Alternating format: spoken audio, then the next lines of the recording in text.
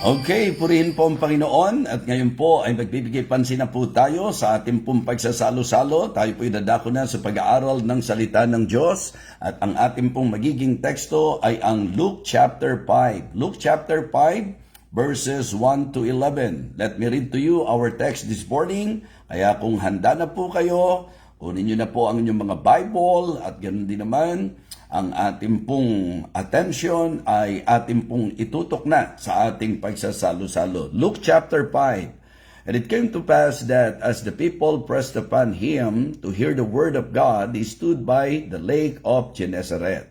And so 2 ships standing by the lake, but the fishermen were gone out of them and were washing their nets. And he entered into one of the ships, which was Simon's, and prayed him that he would thrust out a little from the land. And he sat down and taught the people out of the ship. Now when he had left speaking, he said unto Simon, Launch out into the deep, and let down your nets for a draught. And Simon answering said unto him, Master, we have toiled all the night, and have taken nothing. Nevertheless, at thy word, I will let down the net. And when they had this done, they enclosed a great multitude of fishes, and their net brake. And they beckoned unto their partners which were in the other ship, that they should come and help them. And they came, and filled both the ships, so that they began to sink. When Simon Peter saw it, he fell down at Jesus' knees, saying, Depart from me, for I am a simple man, O Lord. For he was astonished, and all that were with him, at the draught of the fishes which they had taken. And so was also James and John, the sons of Zebedee, which were partners with Simon. And Jesus said unto Simon, Fear not, from henceforth thou shalt catch men. And when they had brought their ships to land, they forsook all and followed him. Purihin po ang pagbasa natin ng salita ng Diyos. Tayo po ay manalangin para sa kanyang gabay. Let us pray. Dakilang Diyos, aming amang banal, kami po sa umagang ito ay muling nagpapasalamat sa pagkakataong ito na makakapakinig ng iyong banal na salita. I pray, O Father, that you will continue to guide me. Patuloy mo po akong gamitin upang magbigay ng words of encouragement sa bawat isa and at the same time, aral na mula po sa iyong salita. Nawa ang pangyayaring ito ay amin pong kapulutan ng aral at maging paalala rin po ito sa bawat isa po sa amin sa halaga ng laging pagkilala po namin sa iyo. Nawa dakilang Diyos, ikaw po ang siyang humawak sa amin pong connection, sa internet connection, at nawa maging tuloy-tuloy po ang aming pagtalakay. Again, I would like to commit to you this Bible sharing, O God. For all of these things I ask and pray in Christ's most precious name. Amen. Amen. So let me share with you this morning the message I entitled, Nothing Without Him. Nothing Without Him. Ang storya po na nabasa natin ay ang tagpo na kung saan inabutan po ng Panginoon ang mga disipulo na sila po ay nangingisda. At doon po sa kalagayang yon, nagpakita ang Panginoon po sa kanila. At dito po, meron akong ilang bagay na gusto pong maibahagi po sa inyo. Ang aking pong mga ibinabahagi po ngayon ay mga passage na ginamit po ng ilan sa mga speakers dito po sa conference na naganap sa Bible Baptist Church of Panabo sa panguna po ni Pastor Pontillas, Pastor Larry Pontillas. So, salamat din po sa kabuuan po ng church. Thank you for your generosity, hospitality. Thank you sa napakagandang pag-aalaga po sa amin. And even, hindi lamang po doon sa saya, hindi lamang po doon sa fellowship, kundi sa masaya at masarap na pagkain po, masarap na pagsasalo-salo sa salita ng Panginoon. So, again, ang ating pong teksto sa mga ka-tune in lamang, Luke chapter 5, at ang ating pong mensahe, ang title po is Nothing Without Him. Okay? Wala pong magagawa, wala po tayo kung wala po ang ating Panginoon. So sa ating pong binasa, mapapansin niyo po particularly, okay, sa ating pong mga talata na binigyang pansin ngayon, ang naging senaryo po, magdamag sila, di ba, na kung saan nanguhuli po ng isda, pero sila po ay walang nahuli. Yan po ang sabi po ng verse number 5. And Simon answering said unto him, Master, we have toiled all the night, and have taken nothing. Nevertheless, at thy word, I will let down the net. So sa verse number 5, malinaw na ang sabi po, magdamag po silang ng huli, pero wala po silang nahuli. So kaya dito ko po kinuha yung concept, nothing without Him. Sa mga pangangaral po, ako ay kinausap ng Panginoon, ako po'y pinagpala ng Panginoon, at ako po'y binigyan ng Panginoon ng mensahe na po pwede pong maibahagi sa bawat isa. Well, marami pong mga talata sa Bible ang nagpapaalala na talaga namang sa buhay natin, kung wala ang Panginoon, wala po tayong magagawa. We are nothing without Him. Yan po ang katotohanan. At wala rin po tayong magagawa kung wala po ang Panginoon. Mismong si Jesus Christ po, yan ang kanyang sinabi sa John chapter 15, di po ba? For without me, you can do nothing. Sa Old Testament po, sinabi rin po ng Psalm 127, verse number 1, except the Lord build the house, they labor in vain that build it. Except the Lord keep the city, the watchman waketh but in vain. So, ang magiging paalala po ng ating pong mensahe ay ang paalala na laging napakahalaga ng pagtiyak na ang Panginoon ay ating kasama, na ang Panginoon ay hindi po natin isa sa isang tabi. I mean, hindi po natin i-disregard ang Panginoon sa ating pong buhay. So I want everyone to realize and acknowledge that we always need God in our lives. Kaya po mga kaibigan, mga taga-subaybay, siguro po ang isa sa ating pong sentruhan, habang tayo po ay nag-aaral, sentruhan po natin sa pag-aaral na ito ang laging importansya ng Diyos sa buhay natin. Mga kapatid, magandang mag-evaluate po tayo. Magandang ito po yung maging sagot sa ilan sa mga katanungan natin na marahil katulad po ng naging karanasan po nila Simon, nila Peter, magdamag na sila po ay ng isda pero wala po silang nahuli. Marahil po sa buhay natin, marami tayong bagay na ginagawa na parang ang nagiging tanong natin, bakit parang walang nangyari? Bakit hindi nagkaroon ng kaganapan? Bakit hindi tayo nakapag-accomplish? Yan po ang mga katanungan na gusto po nating sagutin. Kung tutuusin po, napakasimple po ng ating magiging pag-aaral ngayon. Pero itong simpleng pag-aaral na ito ay dapat gumising po, gisingin po tayo ng pag-aaral na ito at dalhin po tayo sa realization that we always need God sa ating buhay. Sang-ayon po ba kayo, mga taga-subaybay? Sang-ayon po ba kayo, mga kapatid, na dapat sa tunay na mananampalataya, sa pangkalahatan po, kung tutuusin, dapat ang lahat ng tao kilalanin na kailangan natin lagi ang Diyos. Na wala pong totoong tagumpay kung wala ang Diyos. Wala pong tunay na maaabot at mararating po tayo kung wala po ang Panginoon Diyos. Muli po, pinapaalala ko po sa inyo, kailangan natin lagi ang Panginoon. So dito po sa ating naging teksto, ang nais ko po mga kapatid ay bigyang pansin na sa kasaysayang ito, kung tutuusin po, sila Peter at ang ilan sa kanyang mga kasama ay meron pong kasanayan, meron pong kahusayan.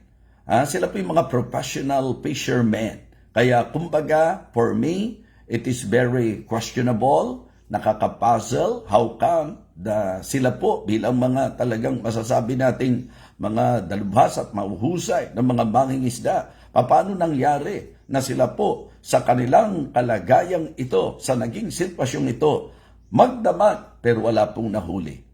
So alam niyo po, may mga pangyayari po sa Bible, sapagkat kung tutusin, alam po natin na ang Diyos ang nasa kontrol ng lahat ng bagay.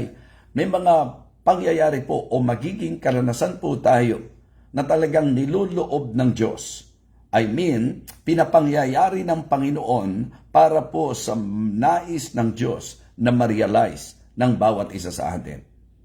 And I believe in this story, malaki po ang kinalaman ng ating Panginoon. Alam naman po natin na siya po samantalang nasa lupa, bukod sa katotohanan na siya po ay nagliligtas, siya po ay nagtuturo, mga kapatid. At alam naman natin din na yung pong mga disciple ay tiniyaga ng Panginoon at kanyang tinuruan. And the good thing about our Lord, sa mga pangyayari po at sa mga kanilang pagtatagpo, lagi po siyang mayroong pagtuturo.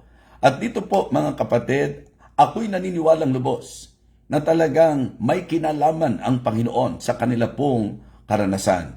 Dahil sabi ko nga po, mag-isip tayong mabuti. Parang napaka-imposible naman na itong mga professional fishermen na ito sa kanilang pangingisda as in completely. Ano po? Ipinakita po sa atin, they have caught nothing. Wala po silang nahuli. So meron pong mensahe na maganda na ating pong matutunan at maunawaan dito po sa ating pag-aaral. Okay, again, ang title po natin, Nothing Without Him. Okay, point number 1. Ipinakikita po ng pangyayaring ito that skills without God are nothing. Yung mga kakayahan na meron po tayo, kung wala ang Diyos, wala po ang lahat ng yan. Okay? Ang sabi po ng verse number 2, and saw 2 ships standing by the lake, but the fishermen were gone out of them and were washing their nets. And he entered into one of the ships, which was Simon's, and prayed him that he would thrust out a little from the land. And he sat down and taught the people out of the ship. And when he had left speaking, he said unto Simon, launch out into the deep, and let down your nets for a draught. And Simon answering said unto him, Master, we have toiled all the night, and have taken nothing. Nevertheless, at thy word, I will let down the net.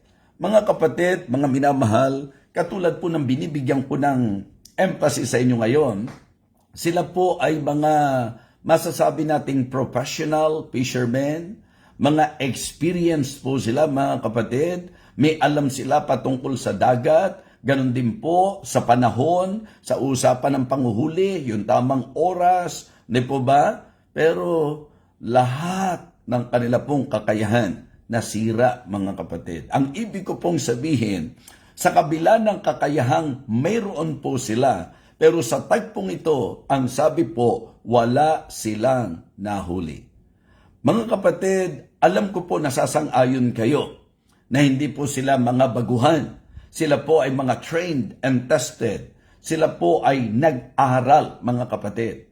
But the message that all of us should learn from this story, ang ating pong dapat maging buhay bilang Kristiyano, gaano ka man kagaling, gaano ka man kahusay, anuman ang iyong kasanayan, ang talagang takbo at ang dapat buhay ng Kristiyano ay laging nakasandal at nagtitiwala sa Diyos. Kinikilala natin lagi na kailangan natin ang Diyos sa kabila ng kakayahan at kasanayan na meron po tayo. Yun po yung concept talaga. Yun yung tamang kaisipan talaga po ng Proverbs chapter 3 verses 5 and 6. Trust in the Lord with all thine heart and lean not unto thine own understanding. In all thy ways acknowledge Him and He shall direct thy path. Yung pong idea po nung lean not, di ba? Unto thine own understanding. Ang human tendency po kasi, yung bang ang idea, dahil ikaw ay magaling, dahil ikaw ay maalam, minsan na isa-set aside na po natin ang pangangailangan natin sa Diyos. Mga kapatid, again, sa pagtuturo ng Panginoon, ipinapakita po ng ating pong talata, ng ating pong teksto, na talagang ang kakayahan ay wala rin kung wala ang Panginoon. Okay? So, it is very important to always acknowledge your need. Diba? yung pangangailangan natin sa Panginoong Diyos, mga kapatid. Lahat ng bagay sa buhay natin. Sabi ko nga, matalino ka, mahusay ka, magaling ka, pero sa usapang Kristiyano, sa usapang pagtuturo ng salita ng Diyos, kung wala ang Diyos, wala po tayong magagawa. So galing na wala ang Diyos, kasanayan na wala ang Diyos, kahusayan na wala ang Diyos, wala pa rin po yan, mga kapatid. So kasi alam natin, kung ang pag-uusapan, ability, magagaling po sila. Mauhusay po sila, mga kapatid. Isipin niyo po na buong magdamag, pero walang resulta. Di ba parang napaka-imposible po noon. Pero gusto nga po ng Panginoon na ituro sa kanila na kahit magaling ka pa, kailangan natin siya. Di ba? Kahit gaano pa tayo kalakas, kahit gaano pa tayo kagaling, kailangan po natin ng Panginoon. Yan po yung sinasabi ko kanina sa introduction natin. And it is good to really understand that and consider yung sinabi po ng Psalm chapter 127, verse number 1, malibang ang Diyos ang magtayo ng bahay. Ang sinasabi lang po, mga kapatid, kahit anong galing ng tao, kahit anong lakas ng tao, kahit anong husay ng tao, kung hindi po kikilos ang Panginoon, kung hindi po gagawa ang Panginoon, wala rin. Kaya ang appeal ng ating mensaheng ito, anuman ang tingin mo sa kakayahan mo, huwag maging dahilan yan para ma-set aside po natin ang Panginoon Diyos. Still, you need to acknowledge God na kailangan po natin siya. Hindi ba? Maliwanag po eh. Mahuhusay sila, mga fishermen talaga sila. Alam nila kung anong oras dapat, di po ba? Lahat na po, mga kapatid, masasabi po natin. Sila po'y nagtrabaho ng magdamag pero wala pong naging maayos na resulta because the Word of God is true. Sa principle, sa Old Testament, sinabi po, except the Lord build the house, they labor in vain that build it. Except the Lord keep the city, the watchman waketh but in vain. Minsan po, kahit sa Christian life, kahit ang galing-galing mo, kahit na talented ka, pero kapag ka talaga hindi sumentro sa Diyos ang buhay mo, wala rin. Hindi ka magagamit, hindi ka po magiging kagamit-gamit, at wala po, hindi tayo makapag-accomplish. Mga kapatid, mga minamahal, please be reminded that skills without God are nothing. Ang mga kakayahan na wala po ang Diyos, wala rin po, mga kapatid. Alam niyo po ang magandang bagay na matutunan natin? Na sa kabila ng ating kakayahan, matuto po tayo na isuko natin sa Panginoon ito at ating pong kilalanin na Diyos pa rin po ang kailangan natin sa buhay natin. Without God, wala po tayong magagawa. Simple po, skills. Galing, lakas, kakayahan, talino o ano paman, skills without God are nothing. So ikalawa po, strategies. Mga diskarte natin sa buhay. Yung mga masasabi po nating style po natin. Mga methods na ginagawa po natin, mga kapatid. Strategies without God are nothing. Kahit anong diskarte mo sa buhay, di ba? Minsan ganun po eh. Kanya-kanyang diskarte. Mga kapatid, lahat na po sa naiintindihan nila, sa kagalingan nila, naniniwala ako na ginawa na po nila ang lahat ng maaari nilang magawa. So naalala ko po, bagamat ako hindi naman po talaga ako marunong, pero naging hilig ko po yan. In fact, sila Pastor Pohas, yung ilan sa mga kaibigan po natin, ang hilig po nila sa fishing. Diba? Kahit to yung pamamansing lang, yung pamimingwit, mga kapatid, sa totoo lang, sa usapang tao, may style po dyan, mga kapatid. So, meron pong mga tinatawag nating strategies. Diba? Bukod sa kanila pong kakayahan, may mga diskarte po silang ginawa. Diba? Meron po silang mga masasabi nating mga estilo, strategies na ginawa. So, alam po nila, di po ba, na sa gabi, ayan, dyan po talaga, kaya sa diskarte nila, okay, gabi tayo, mangingisda. Okay? Tapos, in deep waters. Siyempre po, doon lalo sa mga malalalim. Pero ang pinakikita po nito, bukod sa kabila po ng katotohanan, sila po ay may kagalingan, kahusayan, At alam din po nila ang tamang mga strategies, mga kapatid. Pero pinakita po wala pa rin po silang nahuli. So, ang ibig sabihin, lahat ng ating pong mga kaparaanan, lahat ng ating po pwedeng maging strategy sa buhay na ito, hindi po pwedeng iyan po ang magbigay ng tagumpay sa atin. So, kailangan pa rin po sa mga diskarte natin, sa mga hakbang natin, kumbaga, in all thy ways. Kanina, ipinakita po ng Proverbs chapter 3, verse number 5, hindi po ba? And 6. Trust in the Lord with all thine heart, and lean not into thine own understanding. Okay? Ang sabi po, in all thy ways, acknowledge Him, and He shall direct thy path. So kahit na po ano pa ang alam natin, ang mga masasabi nating hakbang na gagawin natin, ang importante talaga is to always acknowledge the Lord. In all thy ways, acknowledge Him. Alam po yan ng mga mangingisda, na talagang ang pangingisda doon po sa ganung oras. Alam po ito ng mga professional fishermen na ang maganda doon sa malalim, di po ba? So, yung pong mga masasabi nating diskarte, ginawa po nila. Pero ano po ang naging resulta pa rin? Wala pa rin po silang nahuli.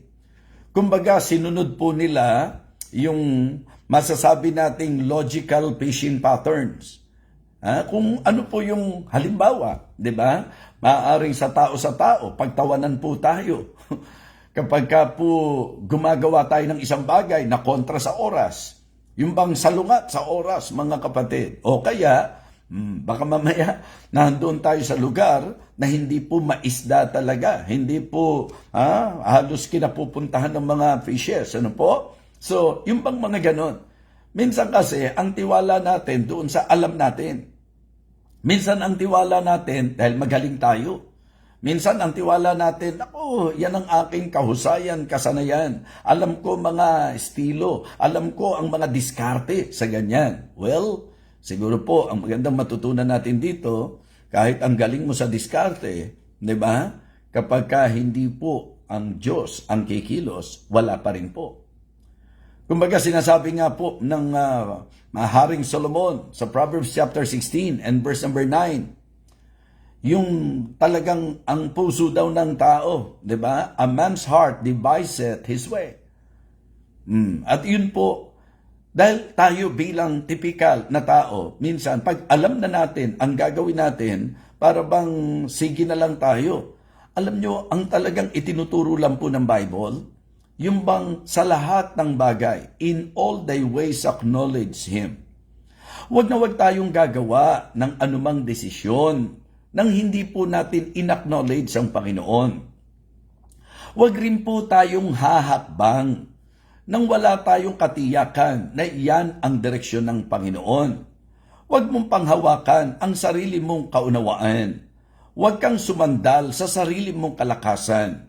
Huwag po nating pairalin ang ating mga diskarting tao. It is always good to be guided kung ano talaga ang gusto ng Panginoon. You know, ang laging importante po sa buhay natin ay ang pagtiyak na kasama natin ang Diyos sa lahat ng ginagawa po natin sa ating buhay. Amen po ba? Yes. Mga talata po na nagpapaalala. Diba? Hindi ito kung gaano ka kagaling, hindi ito kung gaano kahusay. Lahat po tayo, kahit ikaw na nag-iisip na hindi ka magaling, pag natutunan mo po na panghawakan ng Diyos at natutunan po natin na sundin ang Panginoon, yun po ang magmamatter, mga kapatid. Kaya ang pinaka-striking po dito, yung idea na parang sinabi po ni Peter, magdamag na kaming nagtrabaho. Kumbaga, parang sinasabi po niya, alam naman namin yung tamang oras, alam din namin kung saang area, kung saang lugar, ginawa na namin ang lahat. Diba? Kaya lang sinabi ng Panginoon diba? Sige pa, tuloy lang kayo at ihagis ninyo ang inyong lambat. Diba? Sumagot nga po sa kanya Panginoon, buong magdamag kaming nagtrabaho. Ginawa namin ang lahat ng magagawa namin. Pero wala po. Parang kumbaga, humanly speaking, Parang questionable ito. Ito po'y nakapagtataka. Imposible ito. Kaya hindi po pwedeng makalagpas pa sa amin kung tutuusin ang lahat ng mga isdang nandiriyan kung talagang meron. So ang pinopoint out niya, 'di ba? Ginamit na namin ang kakayahan namin, skills. 'Di ba?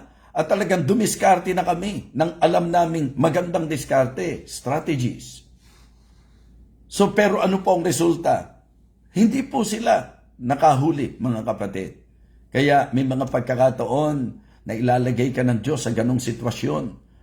Minsan, yung trabaho mong inaasahan mo, yung kasanayan mo at yung galing mo, yung pinangahawakan mo, yung mga bagay na yan, sa paraan ng Diyos, natuturuan ka, ipapakita niya sa iyo, katulad ng mensahe natin, that skills without God are nothing, that strategies without God are nothing.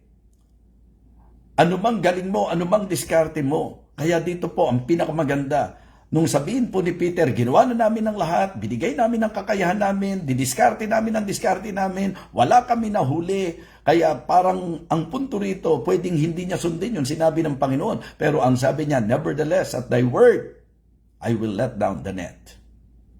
Okay?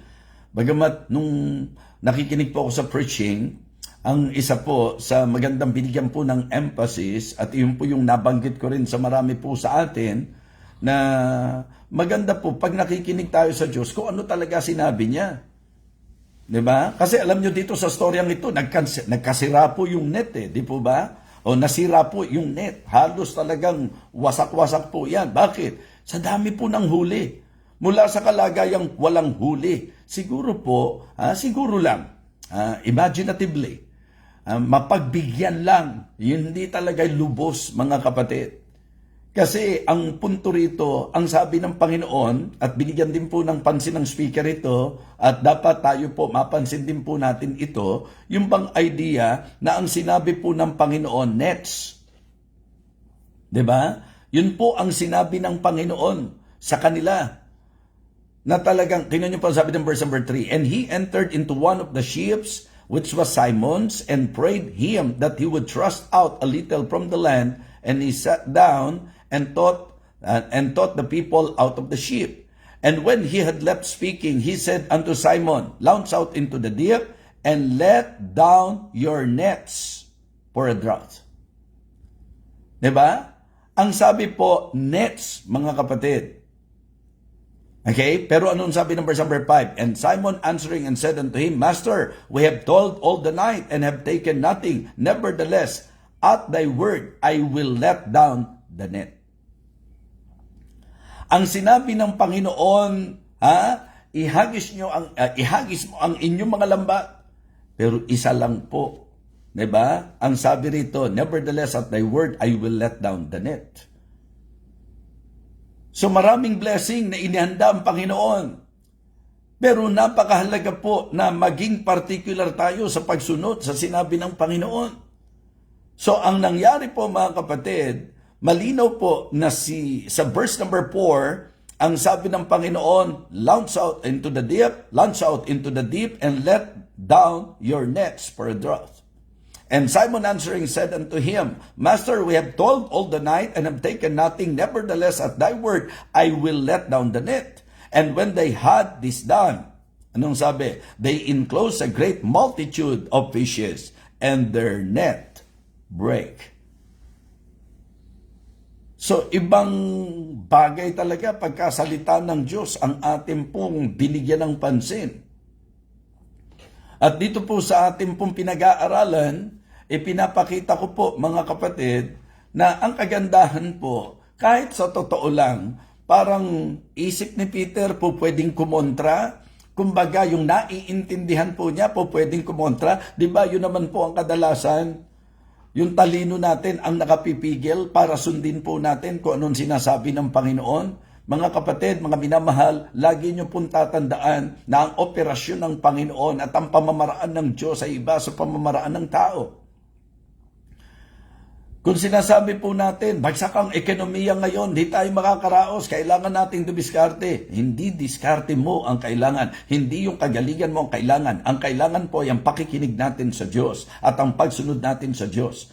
Huwag nating bigyan ng reason ang ating sarili not to obey God only because of what we are seeing. Minsan kung ano yung nakikita natin, minsan kung ano yung alam natin.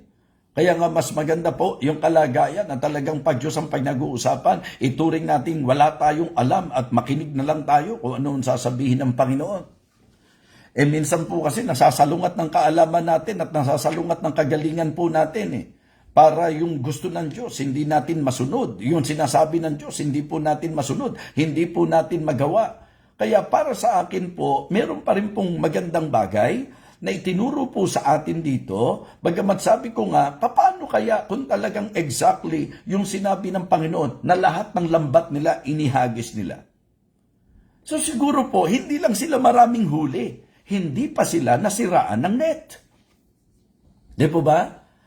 Kung sinunod lang po nila kung ano ang sinabi ng Panginoon. Kung ang sinabi ng Panginoon, syempre po, mangingisda po yan. Ang dami pong nets niyan, di po ba? Kung saan-saan po yan.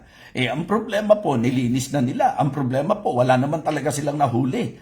Talagang, kumbaga, kahit hindi maabot ng isip nila, how come natama naman yung oras natin? How come natama naman yung lugar natin? Di ba? Paano nangyari na wala tayong nahuli? Kasi nga po may tuturo ang Panginoon na hindi mo po pwedeng panghawakan yung diskarte mo. Hindi sa lahat ng pagkakataon epektibo yung gusto mo, yung iniisip mo. Hindi sa lahat ng pagkakataon mapangahawakan mo yung alam mo, yung galing mo, yung kasanayan mo. Mga kapatid, this is story or this message is actually leading doon sa turo na ang ibig sabihin lang, kailangan mo pa rin ng Diyos kahit ang tingin mo magaling ka. Kailangan mo pa rin ng Diyos kahit alam mo, sa tingin mo, alam mo na ang gagawin mo. Ang principle, kailangan natin ang Diyos. Because maliwanag po na kung wala ang Diyos, wala po tayong magagawa. It is very impossible for us na maging matagumpay na wala ang Diyos. Okay? Importante po itong aking binibigyang pansin sa ating pong pag-aaral because ito ang kadalasang problema ng marami. Pag ang tingin mo, kaya mo na. Diba? Naalala ko nga po, diba? Yung ikinukwento ko po sa inyo na talagang nung pong time na yung hunter inabot po ng, sabihin natin, sa kanya pong pag-hunt. Nakakita po siya ng oso. Diba? Hunter po yan. Siyempre, kahit pa paano, may alam po yan. Pero alam niyo po, nung nakita niya yung oso, na nagkaroon siya ng talagang pangamba at takot. Kaya abot-abot ang panalangin niya, Lord, please, help me, spare me. Nakita niya, kailangan niya po ang Diyos. Nung ginabi na po siya, at nung matutulog na po siya, so ginawa po niya, nag-ayos na siya ng kanyang tutulugan, and then, naglagay siya ng parang kulambo doon sa kanya pong, kasi nga po, gubat po yan. Alam niyo po, nung nag-ayos siya ng kanyang tutulugan, may nakapasok na isang lamok. At doon sa kanyang pagkakahiga, nung na-notice niya na may lamok, so, andoon tumakbo sa isip niya. Di ba? Papatayin ko tong lamok na ito. Kumbaga, typically, iniisip niya, kayang-kaya ko to. Di ba? Pero alam niyo po, buong magdamag na yon, yung lamok na yon, hindi niya napatay. Ano ang naging epekto? Hindi siya nakatulog. Hindi po siya nakatulog. Kasi nung time na kinilala niya, na kailangan niya ang Diyos, kahit oso pa siya, kahit mabagis na hayop pa siya. So nandoon ang manifestation ng protection and power of God. Pero nung lamok na ang tingin niya, kayang-kaya na niya. Hindi na po siya para tumawag pa sa Diyos o manghawakan pa sa Diyos. So, itong story ito, ang punto lang po mga kapatid, minsan sa buhay natin, pagka ang tingin natin, kayang-kaya natin, tayo na dumidiskarte. Kaya kahit magaling na fisherman, dapat humihingi pa rin ng gabay sa Diyos at nananalangin pa rin sa Diyos. So, nakukuha niyo po ba yung lesson? Kahit anong kasanayan mo, kahit ano ang lakas mo, kagalingan mo, o yung sabihin nating mga alam mo sa buhay, ang message, kailangan mong kilalanin ng Diyos. Diba? So, mga kapatid, kaya nga ang idinidiin natin yung concept that we are nothing without Him. We are nothing without Him. So, skills without God are nothing. Strategies without God are nothing. Wala po, mga kapatid. So kaya pagka ang Diyos na nag-direct sa atin, susunod na po ang magandang resulta, ang tagumpay. So, una po, skills without God are nothing. Strategies without God are nothing. Ano po sa palagay niyo yung pangatlo? Try nyo nga po, isipin nyo po. Ano sa palagay nyo ang tumakbo sa isip ko na magandang puntos natin sa pangatlo? Diba? Kasi ang sabi po, buong magdamag. We have toiled all the night. Ang ibig sabihin, hindi sila tamad. Ginawa nila ang kanilang magagawa. Sinikap nila ang lahat ng kanilang magagawa. At minsan, yan po ang mga drama natin sa buhay. Bakit ganito ang buhay natin? Kung tutuusin, ginagawa ko na ngang araw ang gabi at ang gabi ay araw. Diba? Nandoon yung pagsusumikap, nandoon yung pagtitiyaga, nandoon yung lahat ng pagbubuhos natin, ng ating lakas at lahat-lahat na. Ano sa palagay niyo po? Sige nga. Success without God is nothing. Sige po, baka meron pa kayo naisip. Diba kasi ang sabi niya, buong magdamag. Kumbaga, nagtrabaho ako, nagtrabaho, ibinuhos ko ang lahat. Ano po ang idea? Diba? Sundan niyo po yung pattern. Skills without God are nothing. Strategies without God are nothing. Ano po sa palagay niyo yung pangatlo? Mga kapatid, striving without God, still nothing. Striving, yung pagsisikap, di ba? Pagsisikap na wala ang Diyos. Yun po yung eksaktong concept nung sinabi po, mga kapatid. Yun po yung eksaktong sinabi po at itinuro po dito po sa ating pong message. Sinikap nila, buong magdamag. Ang ibig sabihin, tiniyagan nila, pinagsikapan nila, pinagpursigihan nila. Ang sabi po ng talata, mga kapatid, we have toiled all the night. Idinidiin ko po sa inyo na napakaganda pong paalala lagi. Yung sinabi po ng John 15 verse number 5, for without me, you can do nothing. Pero eksakto po yung sinabi po ng Psalm 127 verses 1 and 2. Psalm 127 verses 1 and 2. Except the Lord build the house, they labor in vain that build it. Except the Lord keep the city, the watchman waketh but in vain. Ano pong sabi? It is vain for you to rise up early, to sit up late. Imagine niyo nga po yon. Wala raw pong kwenta, wala raw pong kabuluhan na ang aga-aga mong gumising at late na late kang natutulog, yan po'y paglalarawan ng masasabi po nating buhay na gising ng napakaaga, okay? Late na uuwi. Ang ibig sabihin, todo-todo, buhos-buhos, ang tiyaga, ang sikap, ang sigasig. So, striving without God is still nothing. Kahit anong pagsisikap mo, kung wala po ang Diyos, wala pa rin pong kabuluhan. Kaya ito pong pinag-aaralan natin ang dapat maging sagot sa katanungan natin. Ba't parang walang nangyayari sa buhay ko? Magaling naman ako. Diba? Ginawa ko naman ang sa tingin ko tamang diskarte. Nagsikap naman ako, nagmasipag naman ako, ibinuhos ko ang lahat-lahat. Nakakasunod po kayo? Hindi ba ganun kadalasan po ang masasabi po nating way of thinking ng marami na kapag ka po hindi nag-work, kapag ka hindi po nag-succeed, ang ating pong tinatakbo ng kaisipan, ang nagiging drama natin sa buhay, paano yan? How come? Magaling naman ako, mahusay naman ako. Inaral ko naman to. Ginawa ko naman ang lahat ng alam ko na yun ang magiging magandang diskarte. At talagang hindi naman ako nagtamad-tamaran. Ako'y nagpakasipag. Sinikap ko ang lahat ng magagawa ko.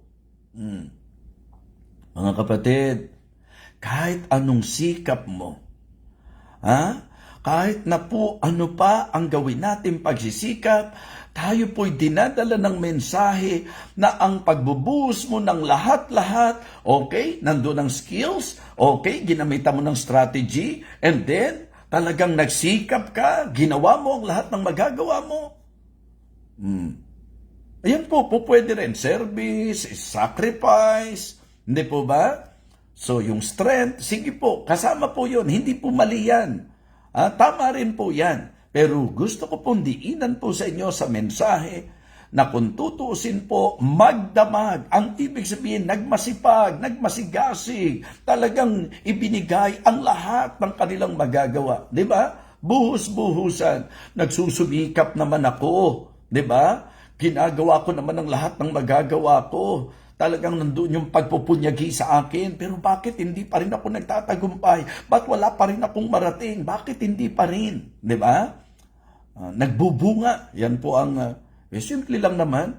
Alam niyo po, ang skills, kung tutusin, bigay ng Diyos yan eh. Yung wisdom, yung mga strategies natin, kung tutusin, di ba? Kaya po tayong turuan talaga ng Panginoon. Yung pagsisikap natin, naku, tuwan-tuwa ang Diyos sa mga masisipag, masisigasig. Ayaw po ng Diyos ng tamad. Kaya para sa Kanya, mga tamad, wala raw pong karapatang kumain eh. Kaya lang, sa kaganapan sa realidad ng buhay, minsan kung sino pa mga tamad, siya pa malalakas kumain eh. sorry.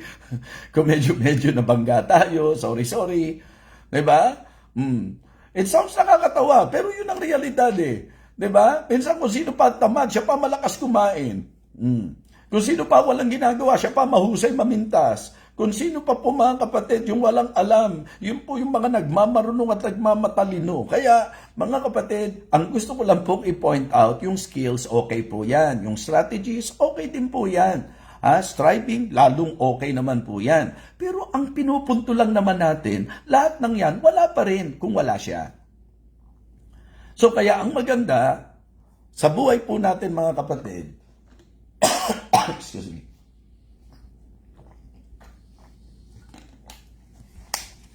Sa buhay po natin, ito yung life application. Ito po yung lesson.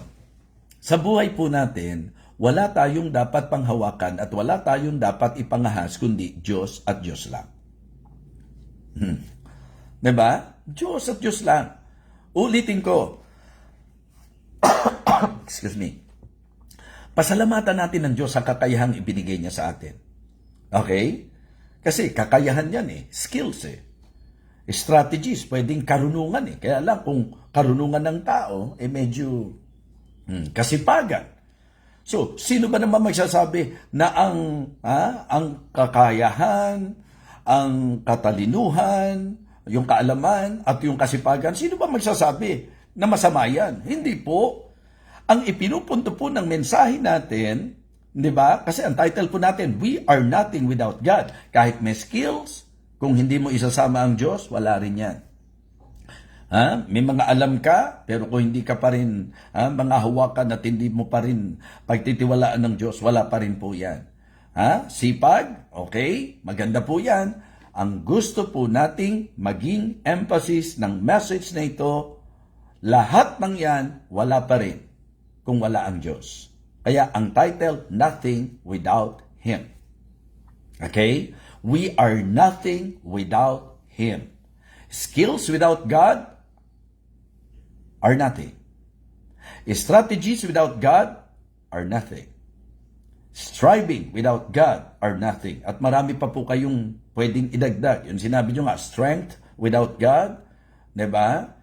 Yung pong sa mundong ito, yun yung sagot ng isa eh, success without God. Yung idea pong success, kasi meron pong good success, di po ba? Sa karir mo, sa secular, na aspeto ng buhay mo, kahit maging matagumpay ka, kung wala ang Diyos, wala rin yun. Sa lupa lang yun. Kaya ang galing nyo po eh. Success without God, wala rin kwenta. Strength without God, o service without God, sacrifice without God, o lahat ng yan. Kasi isa lang naman ang tinutungo ng mensahe natin. Lahat ng bagay, wala ang Diyos, wala pa rin po. Kaya ano ang ating pong dapat maging conclusion? Okay? Always acknowledge the Lord. Diba? Recognize Him, rely on Him. Yun po ang ating pong dapat maging takbo ng kaisipan. We should thank the Lord sa ating skills. We should thank the Lord for wisdom. We should thank the Lord for strength. We should thank the Lord sa lahat ng bagay na meron tayo. But please, don't just thank the Lord. Still, it is good to always trust the Lord.